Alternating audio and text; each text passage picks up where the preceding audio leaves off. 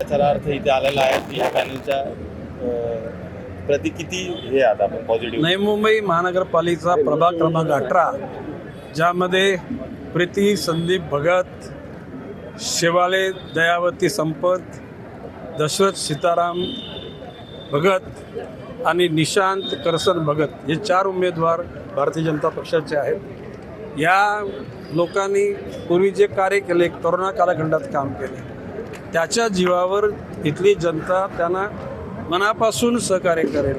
आणि एकूणच नवी मुंबई शहराकरता मी ज्या ज्या पक्षात होतो त्यावेळेला माझ्या नेतृत्वाखाली झालेलं कार्य, जनतेला निर्माण झालेला विश्वास, याच्या जोरावर हे पॅनल तर हजारोच्या मताच्या फरकाने निवडून येईल असा विश्वास व्यक्त करतो. दादा, काल नाशिकमध्ये उद्धव ठाकरेंनी वक्तव्य केलं होतं की जर का टांगापट्टी करायचं असेल तर लवकर करा असं म्हणते.